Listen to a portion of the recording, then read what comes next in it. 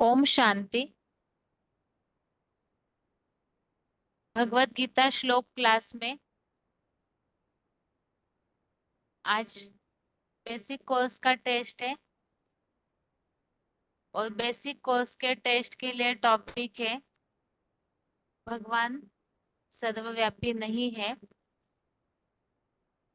इस संबंधित हमने समझा है कि ये मान्यता कब और क्यों शुरू हुई और इसके अलावा विभूतियों में भगवान नहीं है। इस संबंधित और भी जो नई बातें हमने समझी है उस संबंधित प्रश्न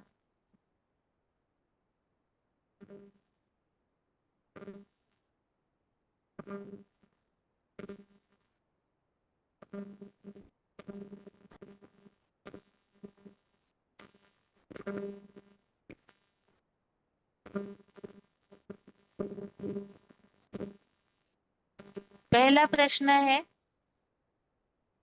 भगवान सर्वव्यापी नहीं है।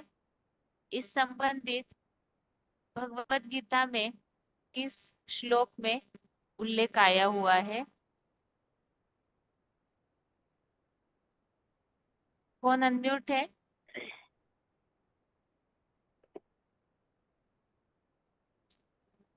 कौन हेलो। अनम्यूट है? रोल नंबर बताइए। हाँ दीदी, 23658 है।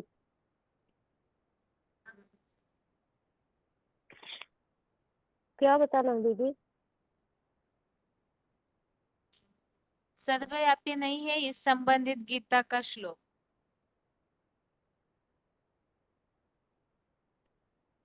भगवान जैसे गीता में आया है ना, 7वें अध्याय 9, माना यदा यदा ही धर्म से ग्लानिर्भवति भवति भारत, माना जब जब धर्म की ग्लानि होती है तब तब मैं आता हूँ।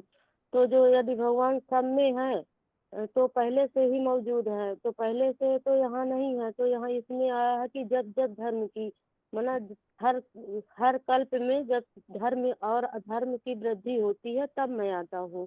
तो आता हूँ तो कहाँ से आता हूँ? तो जब पहले से यहाँ ही मौजूद है तो यहाँ तो आने की बात हो गई। तो इसका मतलब ये है कि भगवान पहले से मौजूद नहीं है। ये भी है ना, हम ते सुते मैं, मना मैं तुम में नहीं हूँ, इन पत्ते ताल टहलियों डालियों में नहीं हूँ। माना जैसे पिता होता है तो पिता सब में व्यापक थोड़े न होता है, उसके जो गुण होते हैं तो वो गुण व्याप्तमान होते हैं। भगवान थोड़े ना सब में व्याप्त होता है। जैसे कोई बलिष्ठ बुद्धिमान बच्चा पैदा होता है तो उसके लिए कहा जाता है कि बाप समान पैदा हुआ है, मतलब उसकी बुद्धि बाप समान है।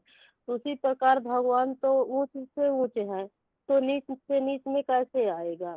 तो यही है गीता का श्लोक दीदी। मना इसमें 9वें अध्याय में भी आया है ना कि पत्ते फूल पर टहनियों में मैं नहीं हूँ, मेरी अव्यक्त मूर्ति से ही यह सारा जड़ जंगम प्राणी जगत माना विस्तीर्ण हुआ है और मैं उनमें नहीं हूँ। श्लोक भी बताना है। हाँ जी माता जी। जैसे इसमें आया है, माया तथा मिदम सर्व जगत अव्यक्त मूर्ति न मत स्थान सर्वभूतानि ना च अहम तेषु अवस्थिता। मेरी अव्यक्त मूर्ति से यह सारा जड़ जंगम जगत प्राणी विस्तार हुआ है।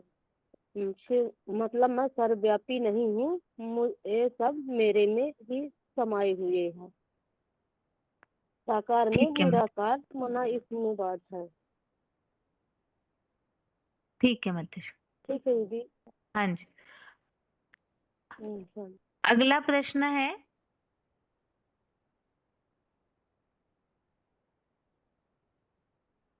भगवान सर्वव्यापी नहीं है तो फिर ये मान्यता किस कारण से फैली हुई है? भगवान सर्वव्यापी नहीं है तो ये मान्यता किस कारण से फैली है? कौन अनम्यूट है?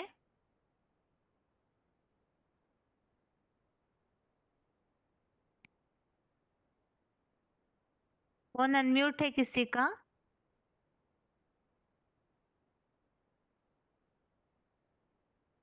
27882 फोन अनम्यूट है।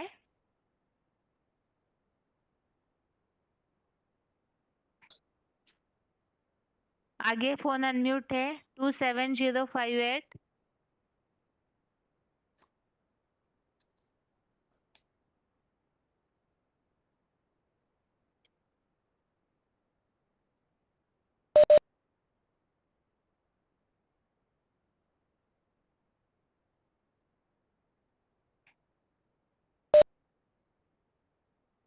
आगे फोन अनम्यूट है 18323। हेलो। हाँ जी। हाँ ओम शांति दीदी। ओम शांति। अ, मधुबन। पटना मधुबन। दीदी थोड़ा हाँ जी। सा एक और प्रश्न कीजिएगा थोड़ा। प्रश्न ये पूछा है, भगवान सर्वव्यापी नहीं है तो ये मान्यता किस कारण से फैली हुई है? अच्छा। हाँ जैसे कि एक कहानी बताए थे लोमड़ी का और अंगूर का। तो जैसे लोमड़ी है वो अंगूर को पाने की कोशिश करती है लेकिन अंगूर उससे नहीं मिलता है। तो वो अपने मन में सोच लेती है कि अंगूर खट्टा है। वैसे ही भगवान को सबने ढूंढा लेकिन वो नहीं मिले। तो फिर जो जानवर जैसे बुद्धि वाले हैं उन्होंने कह दिया कि भगवान सर्वव्यापी है। तो उस समय से ये सर्वव्यापी का मान्यता फैल गया। इसका वास्तविक अर्थ क्या है? भगवान सर्वव्यापी नहीं है तो इसका वास्तविक अर्थ क्या है? क्या सर्वव्यापी है जिस कारण से ये बात सबके अंदर मानी जाती है? वास्तव में भगवान सर्वव्यापी नहीं है। भगवान की जो याद होती है वो सर्वव्यापी होता है। मना उनकी जिस प्रकार जैसे हम उनको जितना उनकी याद हम अपने में भरते हैं जिस प्रकार से वैसे वो याद सर्वव्यापी होता है लेकिन भगवान सर्वव्यापी नहीं है। गीता में कोई ऐसा श्लोक है जिससे ये बात आप स्पष्ट कर सकते हैं? हाँ जैसे कि 4 का 7 और 8 ज्यादा ये है कि 7 में है कि यदा यदा हि धर्मस्य ग्लानिर्भवति भारत अभ्युत्थानम् धर्मस्य तदात्मानं सृजाम्यहम्। मतलब कि जब जब धर्म की ग्लानि होती है वृद्धि होती है तब धर्म की वृद्धि होती है तब तब मैं आता हूँ। तो आता हूँ माना कि क्या कि भगवान यहाँ पे नहीं है तभी तो बोले कि आता हूँ। अगर यहाँ होते व्याप्त होते तो फिर आने की बात कहाँ कैसे होती। हाँ, ये श्लोक तो भगवान इस दुनिया में नहीं है, ऊपर से आते हैं इसके लिए। लेकिन यहाँ प्रश्न इस हिसाब से पूछा है आपको कि भगवान की याद सभी में व्यापी है, इसके लिए गीता में कोई श्लोक है क्या? हम्म, ये तो याद नहीं है दीदी। ठीक। ओम शांति। दीदी एक और मेरे बाबा भी हैं। हाँ जी। Hmm, roll number? Roll number 17,084। Madhuban. Madhuban Patna Khadia. हाँ जी। हेलो। हाँ। आप श्लोक बता सकते हैं? भगवान सर्वव्यापी की मान्यता फैली हुई है, इसके लिए गीता में कौन सा श्लोक है कि याद सब में व्यापी है? देखो उतना पढ़े लिखे ना है बहन जी। अच्छा, इ- ठीक है। आप जनरली बातें बताइए, अगर किसी को बताना है भगवान सर्वव्यापी नहीं है, इसके लिए आप क्या प्रूफ दे सकते हैं? रूप सर्वव्यापी भगवान नहीं है तो एक व्यापी कहाँ है, यही न कहना है। हाँ तो जी। जैसे जैसे कि भगवान तो कहते हैं कि भभूतियों में भगवान नहीं होते हैं। भगवान तो बच्चे भभूति है।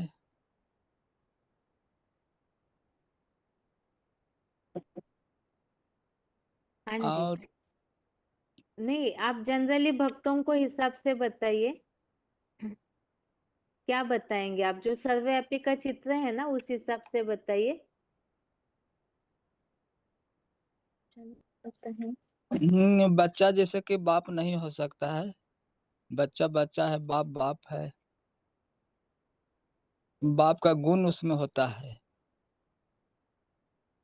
हाँ जी, ठीक है। ओम शांति। शांति। आगे और किसी का फोन अनम्यूट है?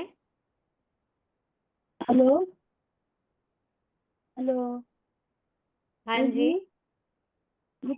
ये 2015 हाँ 1 2 माता जी।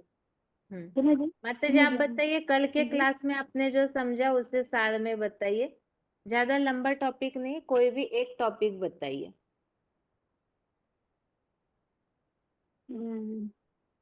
आज जो बताया कि पहले बात पता था कि जो 10 अध्याय में जो विभूति बारे में पढ़ा कि सबका मन में आया कि भगवान सर्वव्यापी है, परंतु अ, अध्याय अध्याय 9 रे को सिद्ध किया गया कि भगवान सर्वव्यापी नहीं थे, कि नानक पौर शब्द सुनकर आया कि अव्यक्त मूर्ति न द्वारा ही मैं सर्वव्यापी विस्तार होता है। मैं सब में हूँ, मेरे में सब है, मैं सब में नहीं हूँ।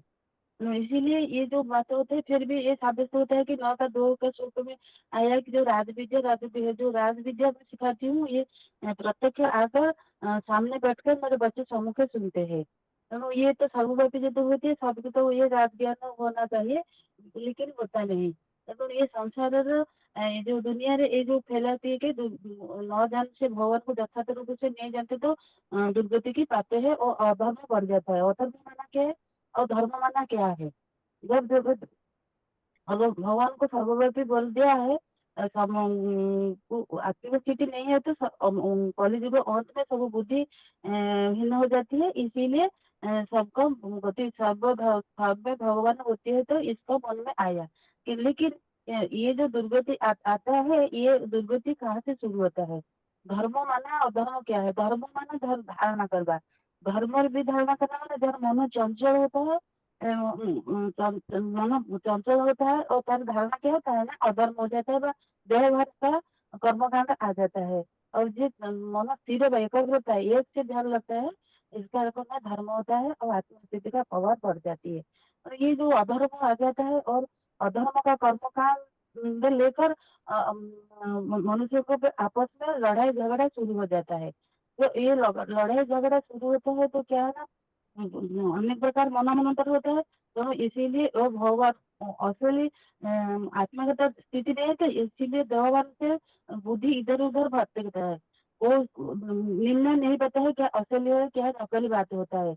इसीलिए क्या होता है ना, भगवान को अंत में जानना चाहिए, नियत तो जरूरी, क्योंकि अंतिम समय भगवान को नहीं जानेंगे तो पतित से पावन नहीं बनेंगे, स्थिति नहीं बनेंगे तो हमारा मुक्ति नहीं होगा, कि हमें निबंधन नहीं जान पाएंगे।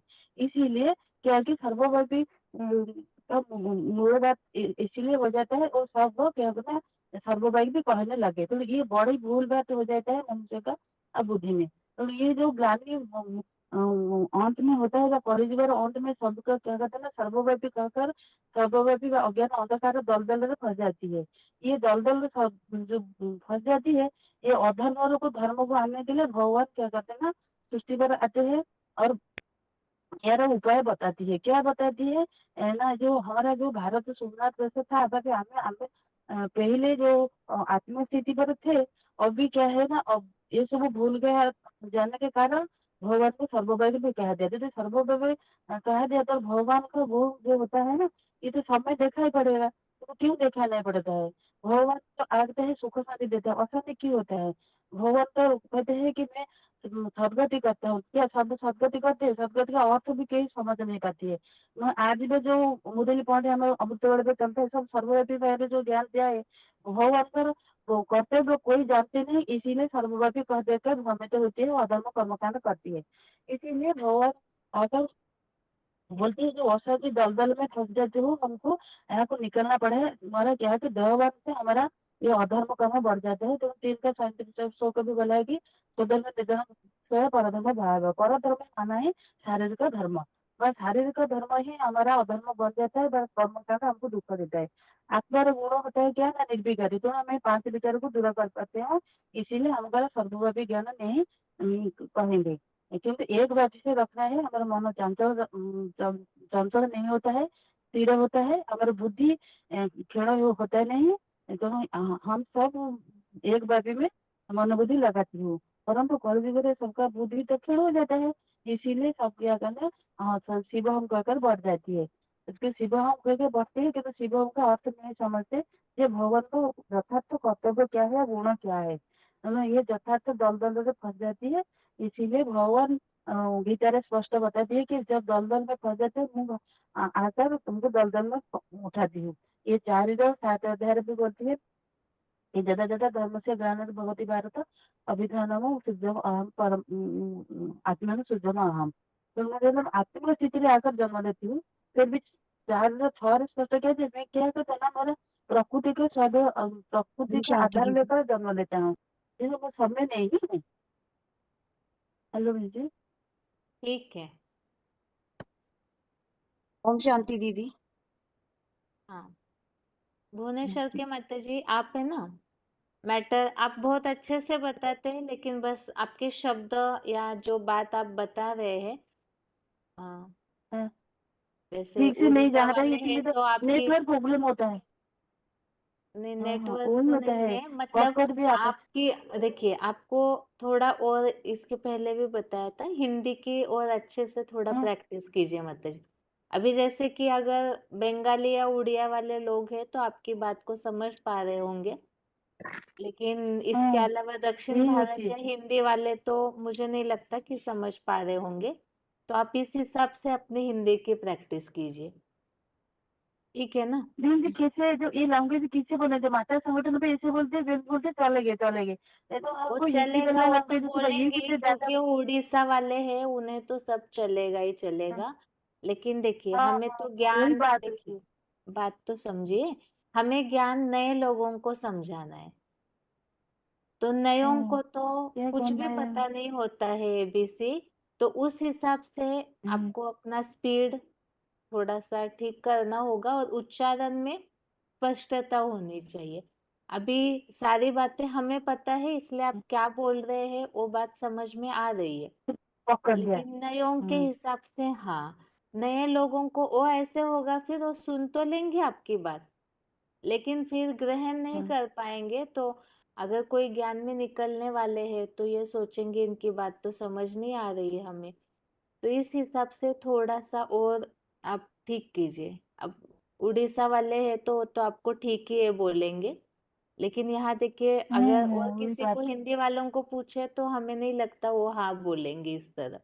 इसलिए थोड़ा सा और आप स्पष्टता लाइए, इसलिए जरूरी है। आप जब माताओं के हम्म संगठन में बताते भी होंगे तो आप हिंदी में बताइए, उड़ीसा में उड़िया में नहीं जी जी, बताइए। हमारा हिंदी माता है, ये तो उड़िया में तो पक्का हिंदी वाला भी नहीं है। और बहन जी जो पक्के होती है हिंदी हिंदी वाले बहन नहीं से। है तो भी आपको हिंदी में ही बोलना है। अभी तो बाबा यही चाहते हाँ हैं ना वही कि बात। सभी को हिंदी की प्रैक्टिस होनी चाहिए। तो हिंदी की प्रैक्टिस जरूर रखिए। अगर या अगर आप हिंदी में एक्सपर्ट होना चाहते हैं तो, और सिर्फ उड़िया में ही आपको सेवा करनी है तब तो कोई बात नहीं। ठीक है ना माता जी। नहीं ठीक तो है। मैं ओम हिंदी मदर लैंग्वेज है, तो पापा बच्चे होते हैं, हिंदी बोलना अच्छा लगता है, हिंदी बोलने को कोशिश करूँ, मैंने समझ आने के लिए चाहती हूँ, इसीलिए मैं भी कोशिश करती हूँ। आपके रोल नंबर फिर के भी हिसाब से आप क्या। काफी पुराने हैं। आपके रोल नंबर के हिसाब से हाँ तो पता चल रहा है आप बहुत पुराने हैं। तो अभी प्रैक्टिस कर हाँ, लीजिए, ठीक है ना। आगे ओ मानसा की ओम माता जी। शांति। हाँ जी, ओम ओम शांति शांति। दीदी। हाँ जी, 23288। हाँ माता जी, प्रश्न ये है, भगवान को सर्वव्यापी मानने से क्या नुकसान हुआ है। हाँ जी दीदी। भगवान को सर्वव्यापी मानने से कि मनुष्य की दुर्गति हुई है। जैसे सर्वव्यापी के ज्ञान को भारत भारत की जो दुर्दशा हो गई। भारत जो सिरताज था सारी दुनिया का, विश्व राज्याधिकारी था, वो जो सिरताज था वो दूसरों के अधीन आ गया, और सर्वव्यापी के ज्ञान से दुनिया नीचे गिरती चली गई। इससे बड़ी आसुरी मात और कोई हो नहीं सकती। जो इवल बातें ही सभी में आ गई कि भगवान सब नीच, सब इवल बातें सुनते सुनते सब नीच बन गए। कितने ढेर की ढेर झूठी बातें कहने लगे। पहला झूठ तो ये हो गया कि परमात्मा सर्वव्यापी है। सबकी बुद्धि अनेकों में चलेगी। क्या कि धर्म क्या है? एक को धारण करना, एक ही बात को मानना। और अधर्म क्या है? अनेक धारणाओं में जाना। बुद्धि क्षीण होने लगी। और जो भगवान एक व्यापी था, सर्वव्यापी समझने से सबकी दुर्गति, अनेक धर्म हो गए, अनेक धारणाएं होगी। जैसे एक धर्म होता है, हिंदुओं का एक धर्म है, उसमें तो भी मुर्दे को जलाते हैं। अनेक धारणाएं होने से कोई दूसरे धर्म वाले हैं, वो दफनाते हैं। अनेक धर्म होने से अनेक धारणाएं होगी, अनेक धारणाएं होने से आपस में झगड़े होने लगे और बुद्धि क्षीण होने लगी। और और ये सभी धर्मों में ये बात होगी। पहले तो हिंदू भी लोग कहते हैं कि भगवान एक व्यापी है, जो मुसलमान भी है वो भी कहते थे कि खुदा अर्श में रहता है, फर्श में नहीं। वो भी फिर जरे जरे में कहने लगे। तो दुनिया में जो सब झूठ ही झूठ हो गया, एकदम सारी दुनिया दुब्बड़ में फंस गई, दल दल में फंस गई। जो भक्ति मार्ग को ही दुब्बड़ कहा जाता है। तो इनमें समे हुए मनुष्यों को आकर भगवान निकालते हैं। कोई ऐसा धर्म नहीं रहा जो परमात्मा को सर्वव्यापी ना माने। एक व्यापी हो तो बुद्धि एक में टिके, सर्वव्यापी हो तो बुद्धि बुद्धि कहाँ टिकेगी? बुद्धि बिखरेगी हुई। यह आज सभी की बुद्धि इधर उधर भटक रही है। बुद्धि बल किसी के पास नहीं है। तन बल है, जन बल है, धन बल है, और बुद्धि का बल किसी के पास नहीं है। तो सभी दुनिया में झूठ ही झूठ फैल गया है परमात्मा सर्वव्यापी का। मनुष्य बात बोलते हैं तो भी एक व्यापी है नहीं। तो सब 63 जन्म से सबकी बुद्धि बिखर रही है भगवान के सर्वव्यापी के ज्ञान से। ठीक है माता जी। आगे फोन अनम्यूट है और प्रश्न ये है, सर्वव्यापी मानना ये अधर्म किस तरह से है? भगवान को सर्वव्यापी मानना ये अधर्म का मूल किस तरह है? फोन अनम्यूट है किसी का?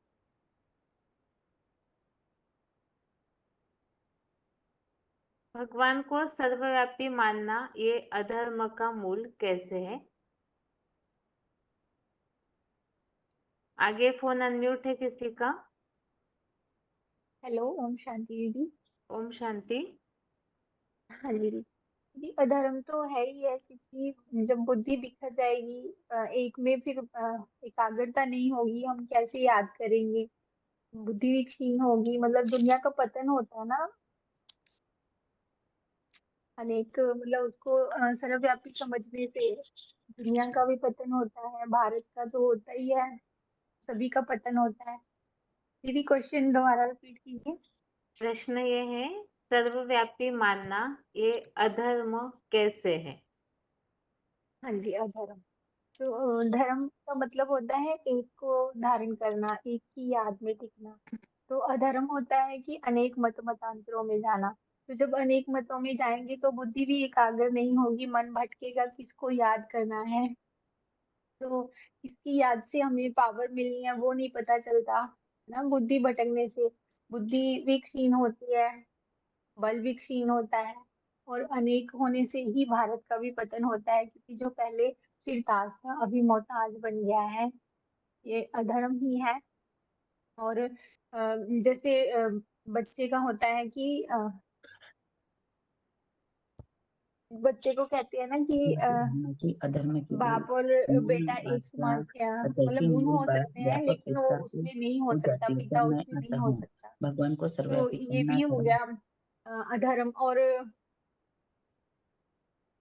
दीदी और आगे समझ नहीं आ रहा, थोड़ा और कुछ पूछिए।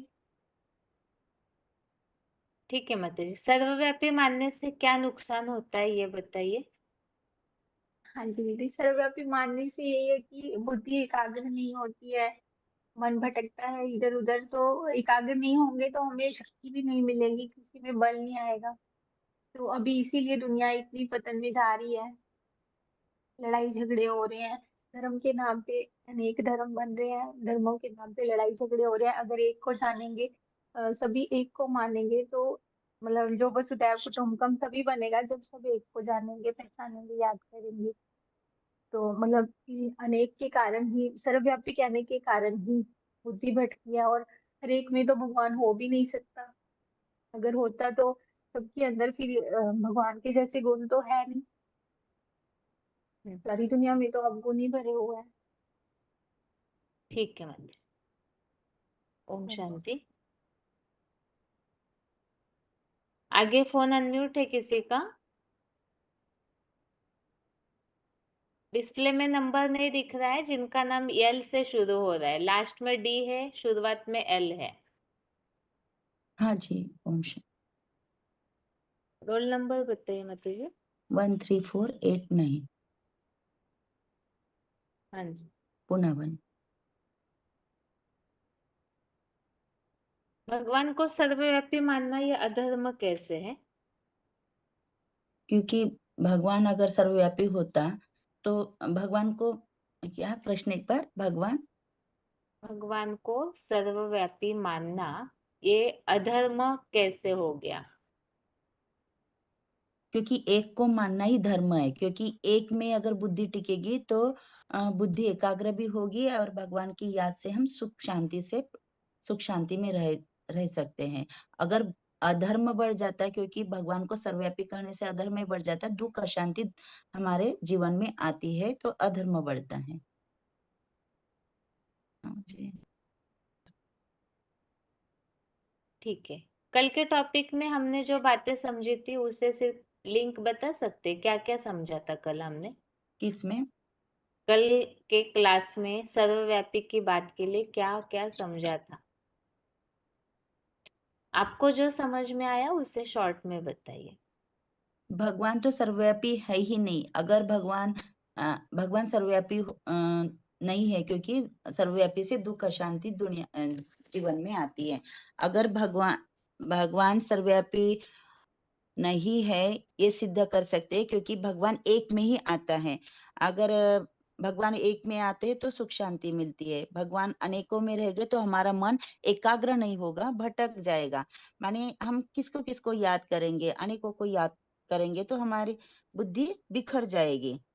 तो भगवान सर्वव्यापी नहीं है, क्योंकि पहले देखो, वो ऋषि मुनि भी कहते थे ना, नेति नेति, माने भगवान, वो भी मानते थे कि भगवान सर्वव्यापी नहीं है, लेकिन उनको भगवान न मिलने से, माने जैसे कहाँ तीर्थ यात्रा, मंदिर मस्जिद गुरुद्वार में भटके, उनको भगवान नहीं मिला, तो उन्होंने भी कह दिया कि भगवान सर्वव्यापी है।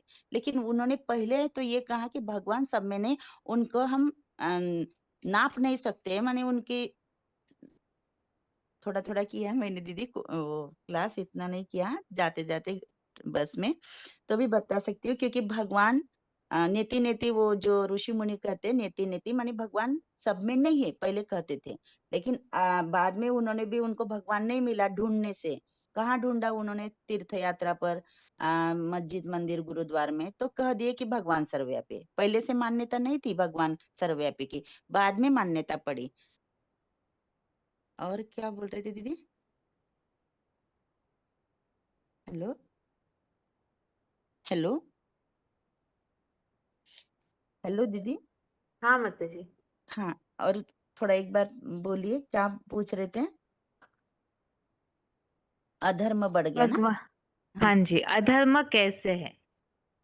तो अधर्म क्योंकि भगवान को सब में ठोक दिया ना, कि जर्रे जर्रे में है। पहले बोलते थे ना, जो मुस्लिम लोग बोलते थे कि भगवान अर्श में है, फर्श में नहीं है। तो फिर अभी जर्रे जर्रे में बोल दिया। हिंदू लोगों ने भी कह दिया कि, पहले बोलते थे हिंदू लोग कि भगवान तो ऊपर है, अभी भी हिंदू लोग भी बोल रहे कि कण कण में भगवान है।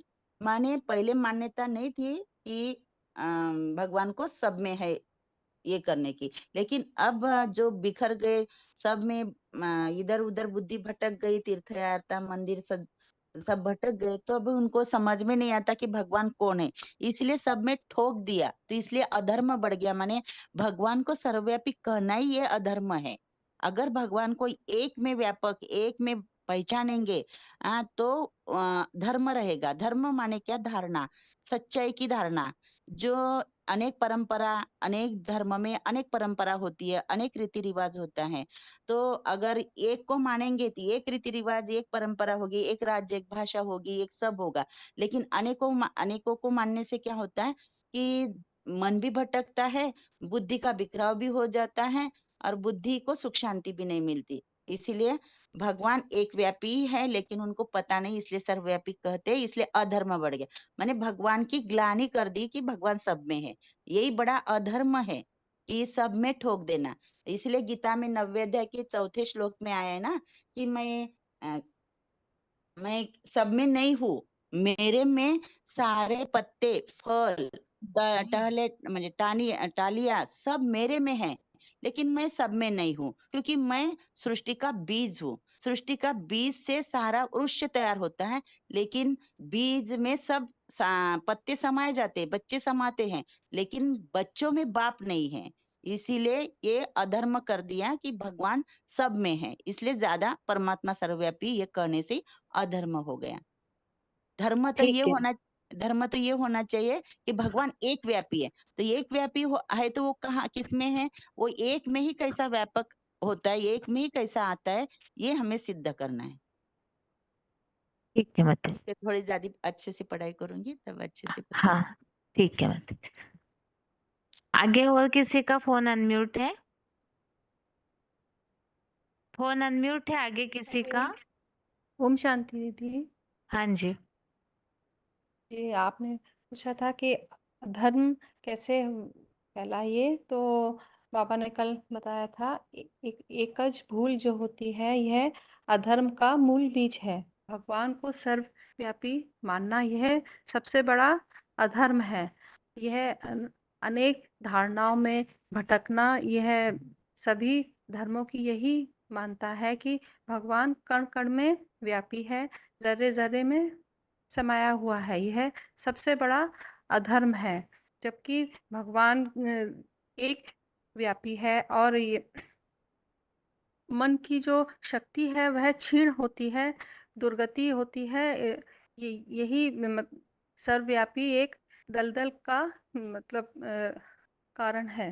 सर्वव्यापी के ज्ञान को आसुरी मत कहा जाता है, और यह सब मतलब राजाओं की राज विद्या भगवान को सर्वव्यापी मानना और अंधश्रद्धा को भी सर्वव्यापी कहा जाता है, और यह अधर्म का ही कारण है। और ये जो श्लोक में बताया है कि मया तत्तम इदम सर्वम जगत अव्यक्त मूर्तिना मस्यानि सर्वभूतानि न त अहम तेषु अवस्थित। यह 9वें अध्याय का चौथा श्लोक में भी यही बात आई है कि मैं बीज हूँ, मैं एक व्यापी हूँ, मैं सर्वव्यापी नहीं हूँ, और सारा वृक्ष मुझ में समाया हुआ है। तो भगवान को सर्वव्यापी मानना यह मतलब अधर्म की निशानी है। बाबा ने यही बताया था कल। ठीक। आगे फोन अनम्यूट है किसी का?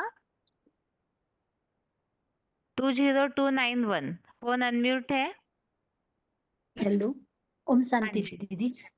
मधुबन। जी, आज बाबा ने अधर्म की मधुबन बताइए, मधुबन। कालिम्पोंग। हाँ जी। हाँ, अगर भगवान अधर्म क्यों होता है, क्योंकि भगवान को सर्वव्यापी बता देने से अधर्म होता है। क्योंकि श्री बाबा ने तो बोला है गीता में, ना तेसु ते मई, क्योंकि मैं जर्रे जर्रे में नहीं हूँ, मैं फूलों में, पत्तों में, टालियों में, ये सब में मैं हूँ, लेकिन वो मुझ में नहीं है। मैं तो एक व्यापी हूँ, सर्वव्यापी नहीं हूँ। इसीलिए अधर्म फैला। और साधु संत तो भी अगर भगवान सर्वव्यापी होते तो क्यों मंदिर में जाते हैं, क्यों पूजा करते हैं, क्यों भगवान को पुकारते हैं? भगवान तो सर्वव्यापी नहीं है, भगवान तो एक व्यापी है। ओम शांति।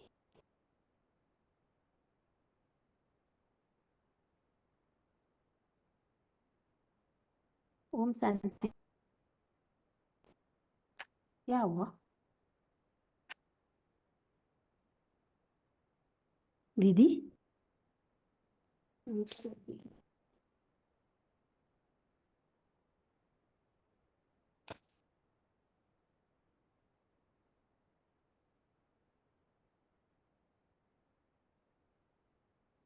लाइन वो होगी वैसे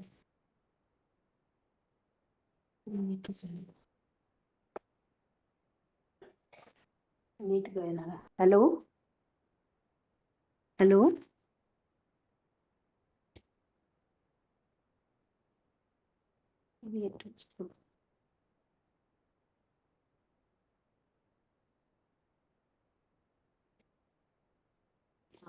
गाड़ी देखी ಓಡವು ಗಾಡಿನ हेलो हेलो, हाँ माता जी। क्वेश्चन क्या किए थे दीदी? आपको जो बात समझ में आई वो बताने बोला था माता जी। हेलो हेलो हेलो हेलो दीदी। माता जी, आपको जो बात समझ में आई हाँ जी वो बताने के लिए बोला था।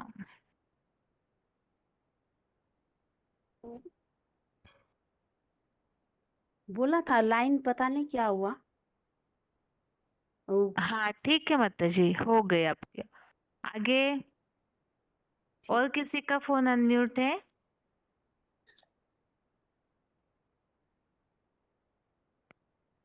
फोन अनम्यूट है किसी का? जबलपुर 26377 फोन अनम्यूट है। ओम शांति बहन जी। हाँ जी, जी बताइए माता जी, कल के क्लास में बताया हुआ क्या समझे आप? जी बहन जी, ये परमात्मा सर्वव्यापी का गीता का भगवान कौन है?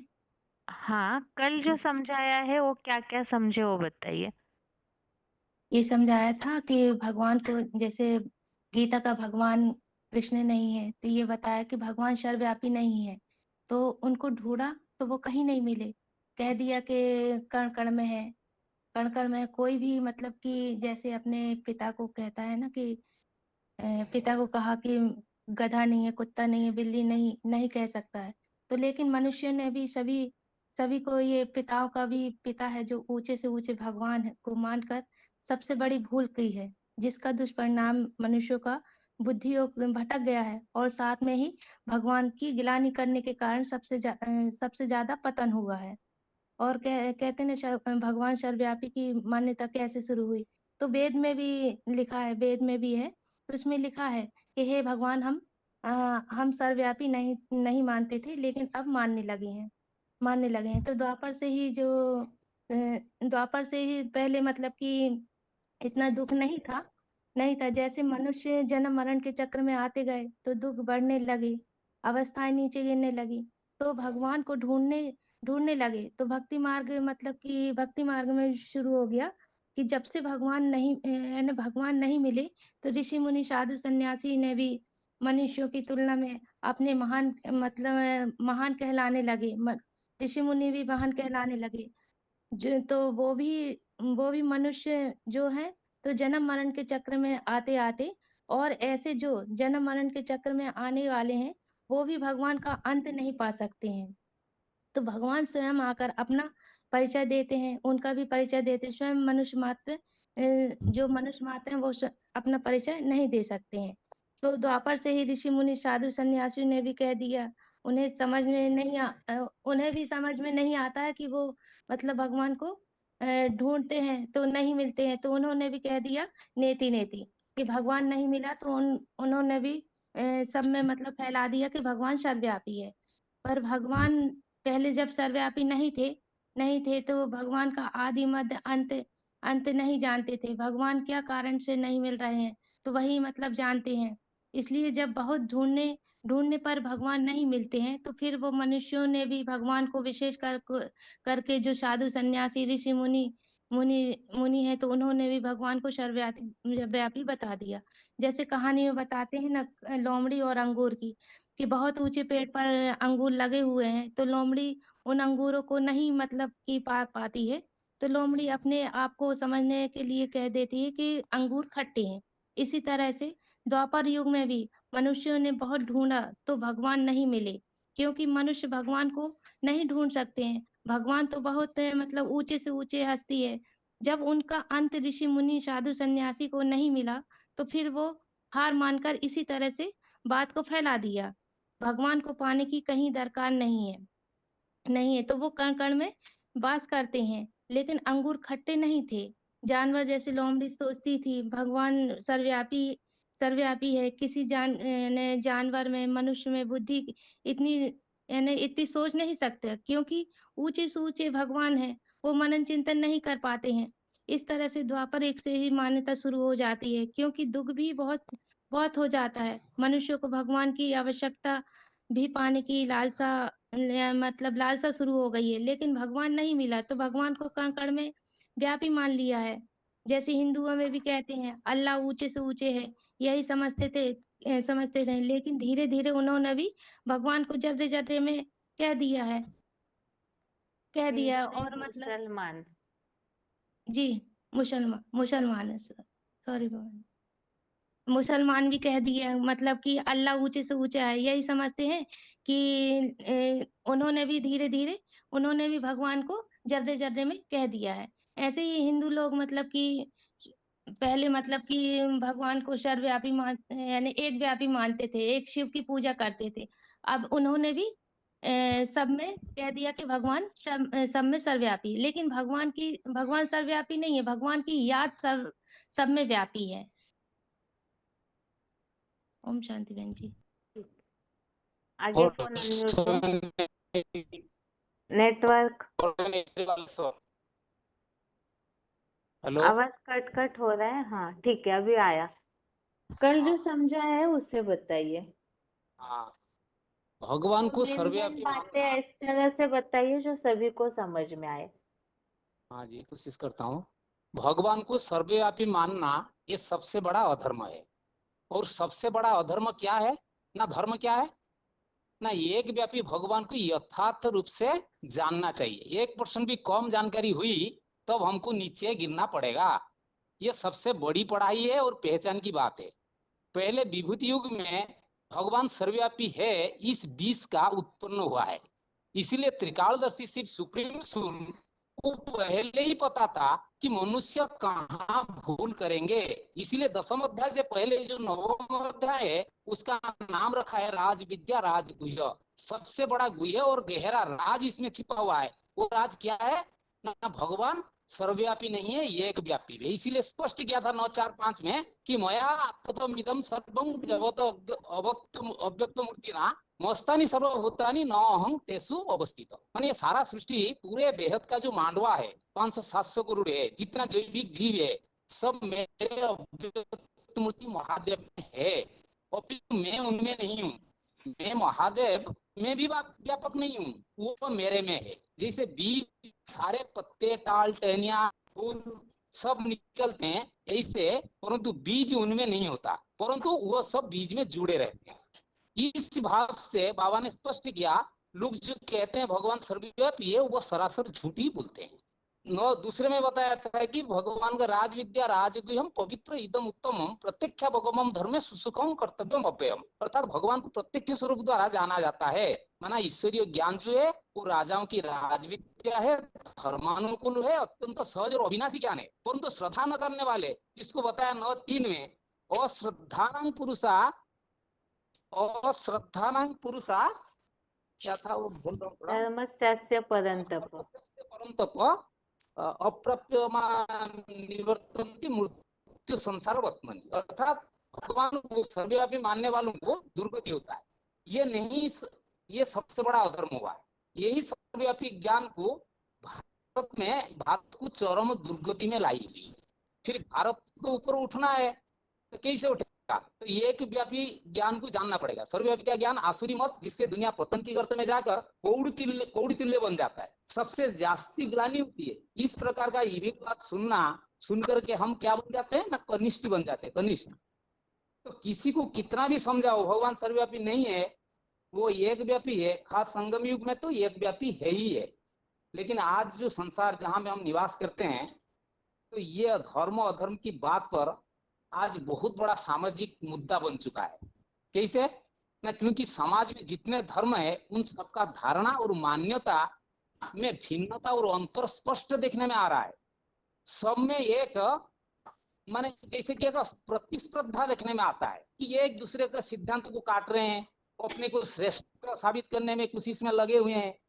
और जब समाज में अनेक मत मतांतर फैलेगा तो अनेक जिज्ञासा और इच्छाओं भी पैदा होगी। मनुष्य आत्मा इससे ग्रसित हो जाएगा और मन बिखरेगा, भटकेगा, अशांत दुखी होगा, एकाग्रता नष्ट होगा, एकाग्रता चूर-चूर हो जाएगा, बुद्धि भ्रष्ट होगा। इसलिए एक श्लोक था, स्मृति भ्रष्टान बुद्धिनाशम बुद्धिनाशम प्रणश्यति। इस प्रकार का अधर्म का जो शुरुआत होता है तो भगवान सर्वव्यापी है। इस अज्ञानता प्राप्त होने से क्या होता है, जैसे कि बाबा ने मिसाल दिया, दूध की घड़े में जैसे एक बूंद जहर मिला दूं तो जहर आहिस्ते आहिस्ते फैल जाता है। तो ऐसे धर्म के नाम पर अधर्म फैल जाता है सारा संसार में। इसीलिए गीता में बोला था, सर्वधर्मानं परित्यज्य मामेकं शरणं व्रज अहं त्वा सर्व पापेभ्यो मुक्त्यैषामि मा शुच। ये जो धर्म रूप कुरुक्षेत्र है और कर्म क्षेत्र है, वो अनेक अनेक धर्म की धारणाएं सारी संसार में फैली हुई है। तो कोई मुर्दा को जलाते हैं और कोई दफनाते हैं, तथा अनेक प्रकार की कर्म कांड की आड़ में अनेक भक्त पुजारी गुरु लोग आपस में लड़ते हैं। अनेक राजाइयां भी अपने राजा भी गवा दिए इस माने बात पर। तो बाप कहते हैं इन धर्मों की क्षेत्र में तुमको खोजना चाहिए सच्चा कौन है, सत्य धर्म कौन है, किसने और कब इस सत्य धर्म का स्थापन किया था। सबसे पहले अव्वल नंबर धर्म कौन है, वही सच्चा है, बाकी सब झूठा है। जैसे 11-18 में था, तुम्हेक्षर परमो वेदितव्यम तुमस्य विश्वस्य परम निधानम तुम्हेभ्यो शाश्वतो धर्मो गुप्ता सनातनस्य तुम पुरुषो मते। माने कौन सा धर्म सबसे पुरातन और सनातन है, जिसका स्वयं रक्षक भगवान ही है। ये सबसे बड़ा भूल क्या किया, अधर्म का मूल बीज है भगवान को सर्वव्यापी मानना। इसकी प्रभाव सारे दुनिया में धर्म के लोगों के ऊपर पड़ गया।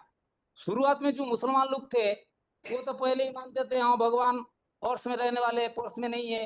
लेकिन आजकल वो क्या कर रहे हैं ना, जरे जरे भगवान है, भगवान को सर्वव्यापी कहने लगा।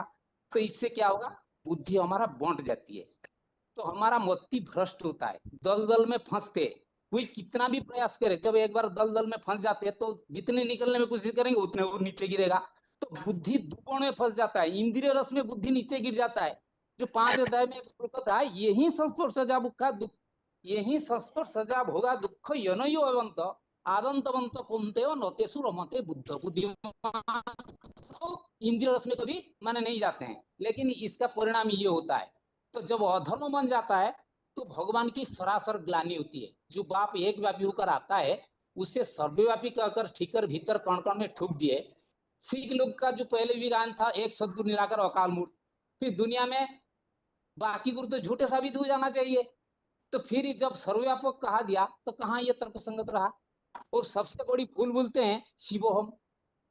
तो आत्मा सु परमात्मा, ये भी बुद्धि की एकाग्रता को कंसंट्रेशन करेगा क्या, ये तो बिखरेगा। सर्वव्यापी से संसार से सब धर्म दुबड़ में है, दुब्बड़ में है। बुद्धि एकाग्र होने की वजह से क्षीण हुआ। मनुष्य के पास तन बल, जन बल और धन बल है, परंतु सबसे बड़ा जो बल है, जिस बुद्धिमान का बुद्धि भगवान से मिला था, वो था बुद्धि का बल, बुद्धि का दाद जिसको बाबा कहते हैं। आज वो किसी के पास है ही नहीं। कह देते सत्संग, अरे सत्संग कोई होता है क्या? आज दुनिया में कोई सत्य है? सब तो झूठ ही झूठ बोलते, झूठी माया, झूठी का झूठा सा संसार। तो फिर सबसे बड़े बड़े भगवान बाप को सर्वव्यापी कहकर बिल्ली और पत्थर कण कण में ठुक देना।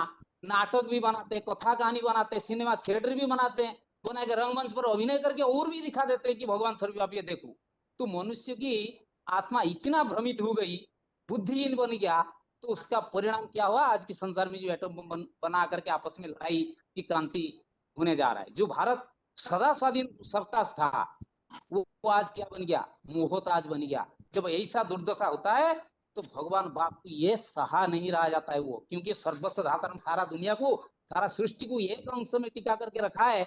जो प्रथम अध्याय का 42 नंबर श्लोक में बताया था, अथवा बहुनेतन किम ज्ञानते न तव अर्जुन इष्टभ्याम इदम कृष्णम एकासीन स्थितो जगत। एक आसन में, एक अंश में सारा संसार को जिन्होंने टिका करके रखा है वही ही धर्म है। एक अंश में बुद्धि टिकेगा तो धर्म, स्थायित्व, स्थिरता, शांति, पवित्रता और स्वर्ग आएगी।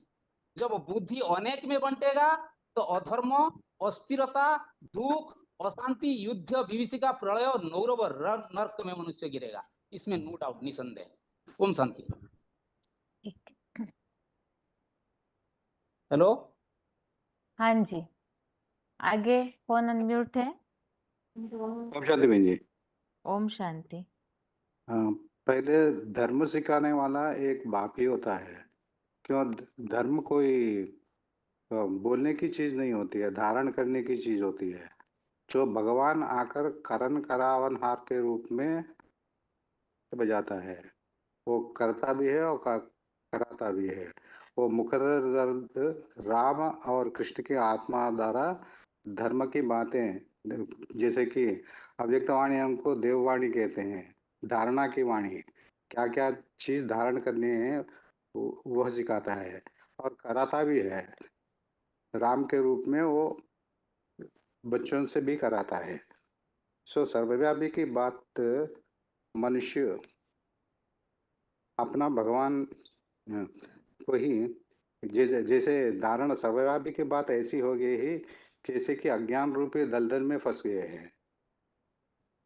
इसलिए कहते हैं, भक्ति मार्ग में भी कहते हैं, सर्वशास्त्रान्य अधीत्य भवन्ति मूर्खा। सब शास्त्रों पढ़कर भी भवन्ति मूर्खा, मूर्ख बन जाते हैं, क्योंकि उनको धारणा ये है कि भगवान सर्वव्यापी है। इसलिए शास्त्र में क्या है, शब्द जाल होते हैं। शब्द जालम महारण्यम, वो शास्त्र पढ़ने से महाअरण्य जैसा होता है। चित्त भी भ्रम कारणम, जैसे भगवान कह दिया एक विश्री में गया, बुद्धि को भ्रमित कर देती है। जैसे कि बुद्धि बिल्कुल शून्य हो जाता है। भगवान ये भी कहा है, वेदेषु यज्ञेषु तपस्सु चैव दानेषु तत्तुल्य फलम प्रतिष्ठम् अत्येति सत्सर्वं विदित्वा योगी परम स्थानमुपैति चाद्यम्।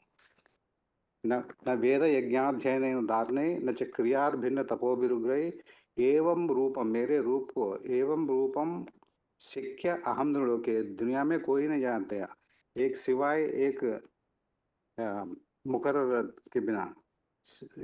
मैं जो हूँ, जैसा हूँ, जिस रूप में पाठ बजा रहा हूँ। और ये कैसा हुआ, द्विसहस्रार्ध युग पर्यंतम यो बुद्धिर्भाविता नृणाम आमेव लभते जंतु उपदेशो निर्धक है। इन सर्वव्यापी बात जितना भी समझाओ, भगवान सर्वव्यापी नहीं है, लेकिन उनको बुद्धि मानती नहीं है। 63 जन्मों से जो बुद्धि में धारण किए हुए हैं, वही जन्म जन्मांतर आते ही रहते हैं, ये भी कहा है। और ये सर्वव्यापी की बात तो शास्त्रकारों, पंडित, विद्वान, आचार्य, इन सभी की अज्ञान रूपी धारणाएं हैं। सर्वव्यापी की बात ये है बहन जी। ठीक, आगे फोन अनम्यूट है। हेलो, ओम शांति। ओम शांति। हाँ जी। 20686 सूरत मधुबन। हम्म। कल जो दीदी शॉर्ट सारी जो बातें बताई गई थी, उसमें शॉर्ट में लिंक बता देती हूँ। हाँ जी। हाँ तो सबसे जो हमने पहली बात समझी थी, तो शुरू में जो बताया था कि 10वें अध्याय में जो गलतफहमी होने वाली है, इसे परमात्मा जानते थे, जो विभूति योग का जो अध्याय है। तो इसीलिए 9वें अध्याय में ही भगवान ने बता दिया कि मैं सर्वव्यापी नहीं हूँ। जो हीरो पाठधारी बाप समान बनने वाला है, जो है बाप अव्यक्त मूर्ति द्वारा बीज रूप स्टेज महादेव है, तो वो जो है ये सृष्टि, उससे ही ये सारा सृष्टि वृक्ष विस्तृत हुआ है। फिर भी भगवान को पत्तों में, टाल टालियों में, फलों में डाल दिया है। तो भगवान ने कहते हैं कि भगवान इस सब में समाये हुए नहीं है। जैसे कि बताया ना कि ना हम तेषु ते मय। तो विभूतियों 10वें अध्याय, तो इसी तरह से विभूतियों में भी भगवान समाये हुए नहीं है, व्यापिक नहीं है। तो ये 9वें अध्याय में इसी रहस्य को स्पष्ट किया है, ये राज बताया गया है। इसीलिए 9वें अध्याय का जो नाम है वो भी राज विद्या राजगुह्यम है। भगवान ऐसा जो एकदम रहस्य जो बताते हैं कि जिसे जानने से सुख शांति की प्राप्ति होती है, लेकिन वही जान वही सकते हैं जो श्रद्धा भावना रखते हैं, और वही जान पाते हैं। तो भगवान को सर्वव्यापी फिर धर्म और अधर्म की जो बात बताई गई कि भगवान को सर्वव्यापी मानना ही सबसे बड़ा अधर्म है। तो धर्म अर्थात क्या और अधर्म अर्थात क्या? धर्म अर्थात कि जो मन को एक जगह टिकाना, तो इसे ही धर्म कहा जाएगा। क्योंकि दुनिया में इतना ज्यादा अधर्म बढ़ गया, वो क्यों? क्योंकि मन को, बुद्धि को जो है सर्वव्यापी भगवान को मानने की वजह से जो अधर्म है वो बढ़ता गया, क्योंकि दुनिया में इतना ज्यादा मतभेद हो गया, हिंसा भ्रष्टाचार बढ़ रहा है। इसका मूल कारण क्या है? तो धर्म को जो एक व्यापी भगवान को मानते थे वो भी अभी सर्वव्यापी मानने लगे, और धर्म में मतांतर होता गया, क्योंकि सबकी धारणाएं भी अलग अलग हो गई। कोई किसे मानने लगा, कोई जरे जरे में मानने लगा। पहले दूसरे धर्म वाले भी जो थे वो भी भगवान को एक व्यापी मानते थे, लेकिन बाद में वो भी धीरे धीरे सर्वव्यापी मानने लगे। जैसे मुस्लिम में कहने लगे कि जरे जरे में भगवान है। तो इसी तरह से धर्म में सबकी धारणाएं अलग अलग हो गई। तो इसके लिए मन जो भटक गया, तो अधर्म का कारण क्या हुआ कि मन को एक जगह नहीं टिका पाए, उसको अलग अलग जगहों पे भटकाने लगे। तो इसी कारण से मनुष्य की भी जो है वो दुर्गति हुई। तो दुर्गति होने भगवान को सर्वव्यापी मानने से ही, ये जो सबसे बड़ी जो भूल है भगवान को सर्वव्यापी मानना, तो इसी वजह से ये नुकसान जो है वो हो गया। कि नुकसान क्या हुआ कि सबकी बुद्धि का बल जो है वो बिखरता जा रहा है। क्यों? क्योंकि एकाग्रता न होने के कारण संसार में दुख, अशांति, भ्रष्टाचार, पापाचार ये भी बढ़ रहा है। जो भारत जो स्वाधीन सुखी था, वो भारत इस अधर्म के कारण अधीन और मोहताज हो गया, क्योंकि बुद्धि बिखर गई। भ्रष्टता के कारण ही भारत गिरता गया। तो इस दुर्दशा में भारत की इस दुर्दशा को न देखने के कारण ही फिर भगवान सृष्टि पर आते हैं। भगवान को अनेक व्यापी मानना ये सबसे बड़ी भूल है, और यही सबसे बड़ा अधर्म है। ओम शांति। हाँ, हेलो ठीक है माता जी। हेलो ओम शांति। शांति दीदी। शिव बाबा ने पहले ही गीता ज्ञान में विभूति योग आने से पहले ही सर्वव्यापिकता की बात को समाप्त खारिज कर दिया था। जैसे 9 के 4 में है, मस्तानि सर्वभूतानि नाहं तेषु ते मयि, अर्थात मैं सभी प्राणियों में स्थित नहीं हूँ, वे मेरे में है। जैसे कि बीज होता है, बीज से सारा वृक्ष पैदा होता है, वो बीज जो है वो पत्ते, फल, फूल, टहनियों में नहीं होता है। तो ऐसे ही भगवान जो है 500-700 करोड़ मनुष्य आत्माओं में नहीं है, जिसके लिए 7 के 12 में भी आया है, नाहं तेषु ते मयि, मैं सब में नहीं हूँ। तो जैसे कि भक्ति मार्ग में लोग शंकर को याद करते हैं और शंकर भी भगवान की याद में बैठे हैं, तो क्या इससे ये सिद्ध होगा कि भगवान भगवान को याद करते हैं? नहीं। तो ऐसे ही शिव बाबा ने कहा 9वें अध्याय के दूसरे श्लोक में भी कहा है, राज विद्या राजगुह्यम पवित्रम हि विदते प्रत्यक्षवा गमम धर्मम सुखम कर्तुम अव्ययम।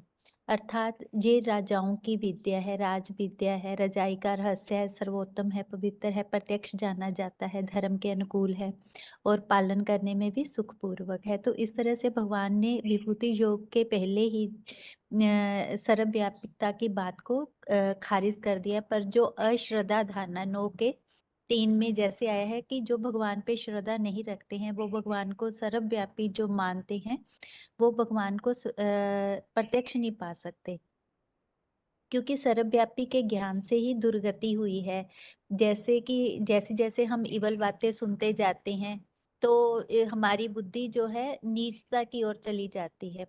यदि सभी भगवान को याद करते हैं, तो सभी में तो भगवान नहीं हो सकता। यदि सभी में भगवान है, तो फिर भगवान को अलग से याद करने की जरूरत ही नहीं है। मनुष्य जो है वो मनन चिंतन मंथन वाला प्राणी है, और जो जानवर हैं वो मनन चिंतन मंथन नहीं कर सकते हैं।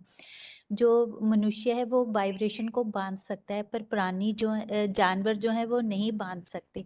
भगवान तो एक ही बार 5000 वर्ष के बाद सृष्टि पे आते हैं, और सभी में याद की शक्ति ऐसी बढ़ जाती है कि कण कण में भी भगवान की याद व्यापी हो जाती है। तो शिव बाबा कहते हैं कि धर्म का अर्थ ही है धारण करना, माना कि जो धर्म की धारणाएं हैं उनको अपने में समाना।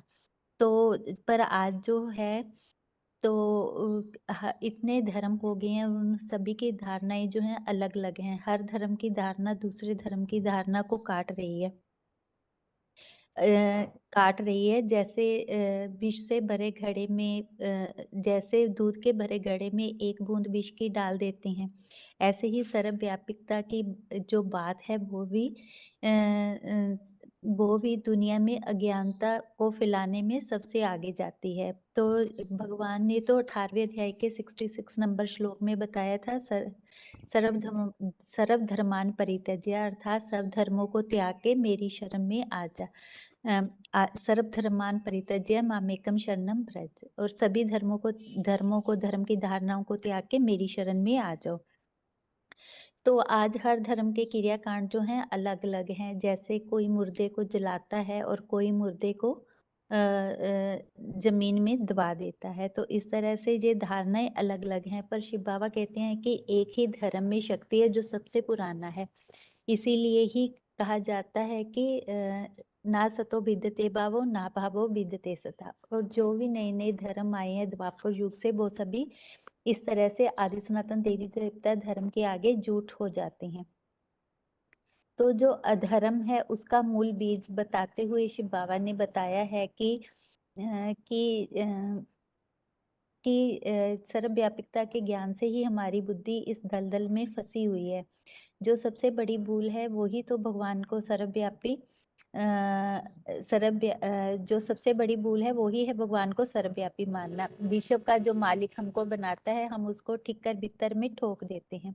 सिख लोग तो कहते हैं कि सतगुरु निराकार, माना एक ही सच्चा गुरु है, बाकी सभी क्या है, झूठे हो गए। जब हमारी बुद्धि भ्रमित हो जाती है, हम बुद्धिहीन हो जाते हैं, तो क्या करते हैं, दुनिया के विनाश के लिए, जिस दुनिया में हम रहते हैं उसी के लिए एटम बम बना देते हैं। शिव बाबा तो कहते हैं कि यदि तुम्हें 99% निश्चय है और 1% अनिश्चय है, तो वो 1% अनिश्चय ही तुमको अनिश्चय बुद्धि बना देता है। आज सभी के पास तन बल, धन बल, जन बल है, पर किसी के पास मनोबल नहीं है। रात को सोते हैं तो भी बुद्धि बिखरी रहती है। बुद्धि का जो बैलेंस है वो बढ़ नहीं रहा, उल्टा कम ही कम होता जा रहा है।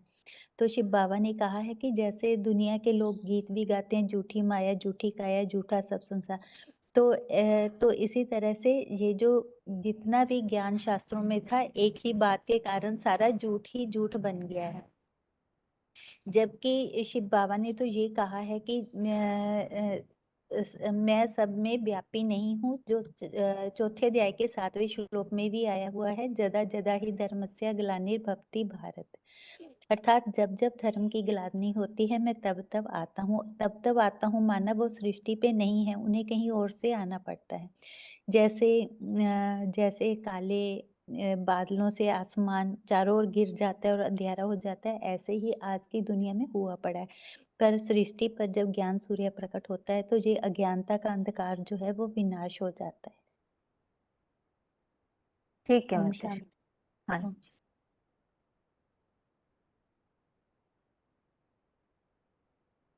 अभी हाथ सभी का नीचे किया जा रहा है और आत्मा के टॉपिक संबंधित श्लोक जिनके रेडी है वो हाथ उठाइए। आत्मा के टॉपिक संबंधित अगर नहीं बताया है तो वो लोग पहले हाथ उठाइए। आत्मा के टॉपिक संबंधित श्लोक रेडी करने के लिए बताया था।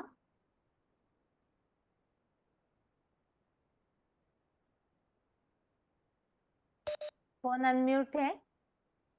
ओम शांति। ओम शांति।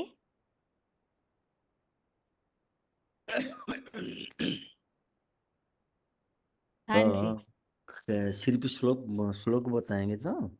हाँ जी, सिर्फ श्लोक, मतलब किस टॉपिक के लिए वो भी। अच्छा अच्छा। तो पहले तो भगवान का जो रूप जानना चाहिए, तो ये आत्मा का रूप जानना चाहिए। तो आत्मा कैसा है, तो इसलिए बताया है कि जो अणु सूक्ष्म अणु से अणु, अर्थात 8 में बताया कवि पुरात्मा अनुचेतना अणु से अणु से जह सर्वस्व धातन अचिंत्यवन तामस पुरुषता। ये जो अणु से बताया ना, ये श्लोक हुआ रूप के बारे में। फिर ये बोला उनका रहिबा स्थान है, तो भ्रुकुट के बीच में रहिबा स्थान है, तो प्राणाकार मनसाचरण भक्त युक्त जगवाणिचय भृगुर मध्य प्राणमागे शस्मक छतपन पुरुषोपीति दिवम। तो ये भ्रुकुर मध्य में आत्मा रहते हैं। तो आत्मा अविनाशी है। तो वेद अविनाशी जन्म अजम एवं कथं स पुरुषघात कौन घातयति हन्ति कम। तेणु आत्मा को वो आत्मा अविनाशी है, ये इसमें भी बताया है। तो फिर बताया कि आत्मा माप नहीं कर सकते है, तो वो अंतबंतु नहीं, এটা है बिना देखे बता रहा है या देख के? हाँ हाँ, नहीं बिना देखे बता रहा है। ठीक। वो खाली जो ये करा है ना, जो अंतमंतु इमे देहा नित्य सत्ता शरण अनाशिन अप्रमेय तस्मात् युद्धस्य भारत। तो अप्रमेय अर्थात वो माप नहीं कर सकते हैं। तो फिर ये बोला जो अति सूक्ष्म है, अचिंत्य है, तो अव्यक्त अचिंत अविकार्य एवं तस्मात् एवं विदितम न अनुसृत्य अर्षि। ये भी 2 का 25 है।